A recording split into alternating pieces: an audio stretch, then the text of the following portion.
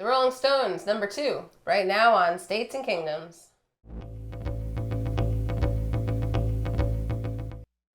Welcome back to States and Kingdoms. Today we're talking about the Rolling Stones' second album from 1965.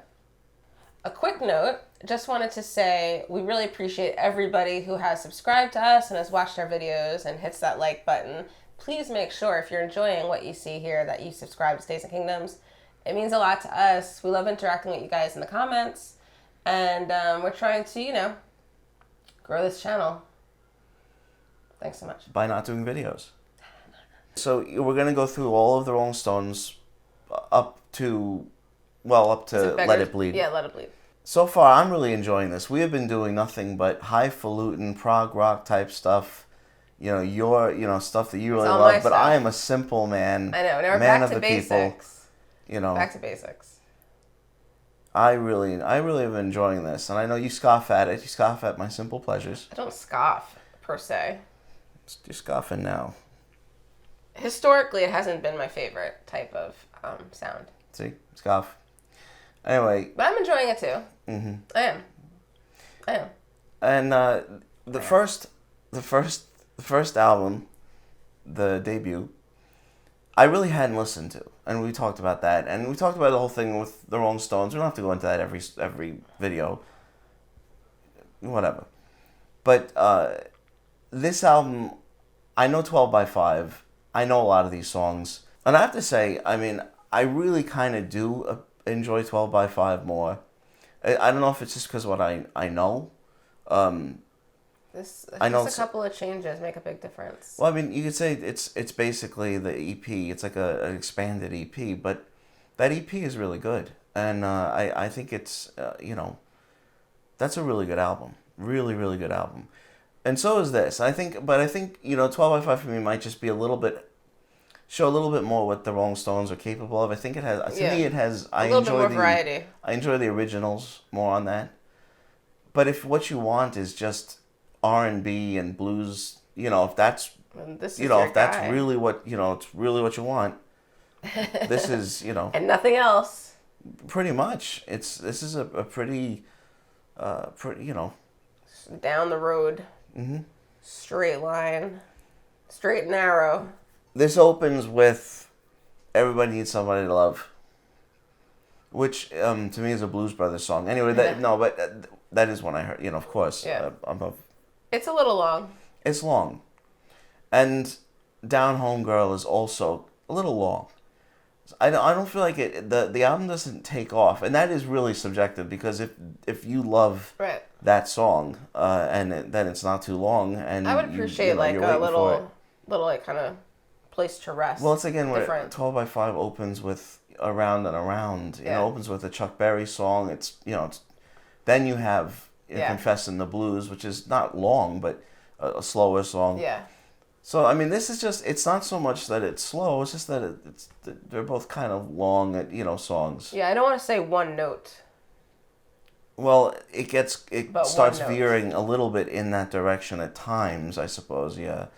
It's really just the opening song, because Down Home Girl is a great song. Yeah. And it has the guitar hook that is actually the part that you hum. And also, you were just in general, I don't know if you were going to bring this up at a specific point. I was, yeah.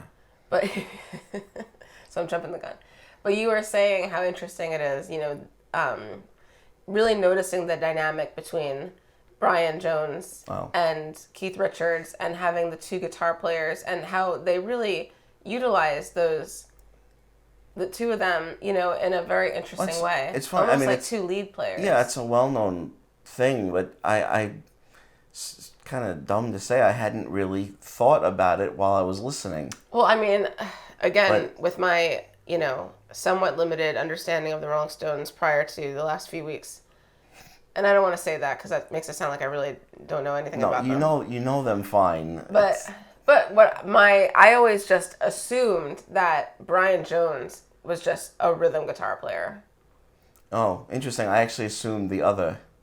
You thought that Keith Richards was the rhythm guitar player. It's really kind of split. So, Brian doing all the slide stuff. Right. Keith's really doing the lead stuff otherwise. But, yeah, the way they play I mean, it's really It's very interesting, and it's it's making very me very good. obviously it's making me think, more about Brian just Jones. Brian Jones. Well, I think Brian Jones is actually probably, even though he's devoted to the blues and everything, but I think Brian Jones might be the person you would connect with most in the Rolling Stones at the time, especially since you like their Satanic Majesty's Request. I do. And he's a cheeky monkey. You went to Tangiers. But anyway, You Can't Catch Me is this great version. It's one of the all-time great songs. He's singing about pancakes. Here come old flapjacks. That's great. Anyway, there's a line in the original, the souped up jitney. Yes. And I'm not sure what Mick Jagger's saying in this. He's not saying jitney. I guess they didn't know what that was. Yeah, he probably so thought it was made a bad word.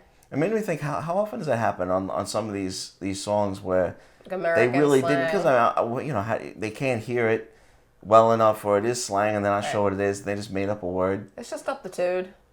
All right. I know, it's frog. It's just up the frog. Yeah, it's good. I messed it up. Mm-hmm. I'm out of practice with my Cockney slang. Mm-hmm. So then, of course, Time Is on My Side, which everyone knows. It's a really good song. It is.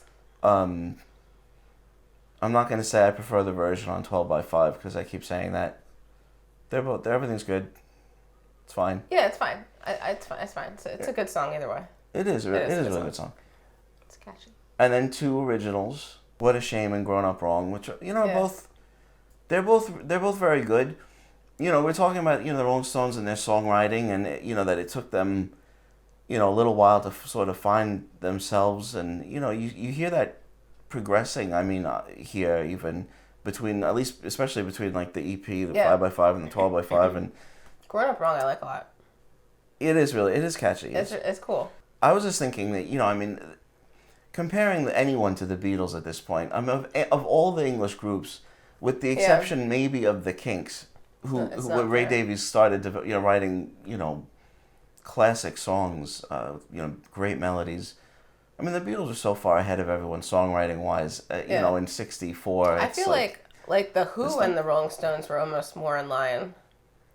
Well, a lot of them were. The Rolling Stones. I don't want to compare because it's the big ones. Yeah, like the Animals. Even the Moody Blues. A lot of them were doing R&B.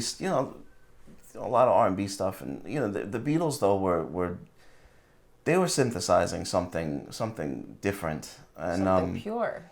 Side 2 is interesting. It opens up with the Boogie Woogie, Down the Road a piece. They do a great. This is great. A good version. I actually like this more than Chuck Berry's version. On oh my goodness. My ding-a-ling. I'm gonna write it down here because we can't. I'm not gonna sit here and think about it. That is. And then Under the Boardwalk, which is I really appreciate this. Everyone had to do this song. I think. It's not my favorite song. Well, just in general. It's fine. It's fine. But it's the Drifters song. And it's funny for them to do it. They do it well. It makes me think of the California Raisins. I don't know if it's a song they ever actually sang, but I feel like it's in their style. They might have. Yeah. It's a California Raisin song.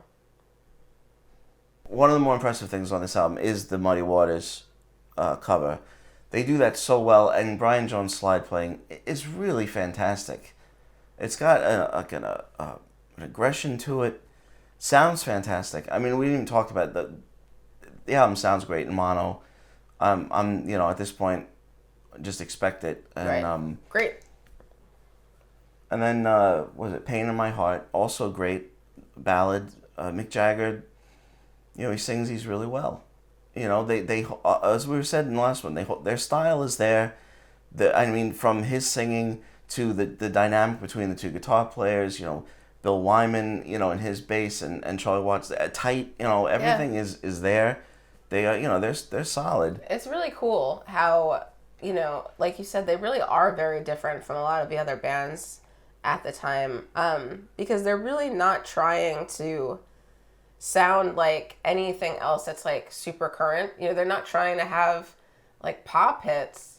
or whatever. I don't know what they were trying to do. I know what you mean. But you know, like their sound is this sound, and like they like just like go deep into that. Yeah, like they just go deep into that blues sound and that R&B, and they're not. You know, I don't know. What we're saying what's kind of funny is that they don't so much get away from it. They get away from it a little bit, as toward like Aftermath and obviously their Satanic Majesty's Request. But then it's sort of like they just went back to this. It's almost like this is more like the late '60s records. Yeah. Than the mid '60s records like are. This is who they are. It's just interesting how narrow their focus was. I mean, in a good way. Like they were just like one thing. They stuck to what they loved. Yeah. So then Off the Hook. I also like this one. Another original, which is repetitive but catchy. Yeah. And it's Off the Hook. And Susie Q. And I always preferred Dale Hawkins' version of this. This is fine. The original has like a real like edgy, growly, like. The original is just one of the all-time great songs. So I mean, this is fine, but altogether, it's a solid album. It really is, and it sounds good. Yeah, Mick Jagger is still super impressive. It shows them developing, and so this has been a lot of fun. I mean, really, just gonna. I don't know if anyone else cares or not. I mean, just gonna do this and. Yeah. Put it up. It'll be fun. Yeah, and they come weekly or every other week or whatever. Stay tuned to figure out the schedule. No big deal. Sorry, everyone. We had to take a break. If you actually get to this point in the video, kudos, and now we had to take a couple days off. My fault. So thank you so much for watching our brief discussion of Rolling Stones #2. Please make sure to let us know in the comments what you think of this album. And please hit the like button. Make sure you subscribe to States and Kingdoms. We have new videos coming out on Mondays, Wednesdays, and Fridays most of the time. Thank you so much for watching. We'll see you next time.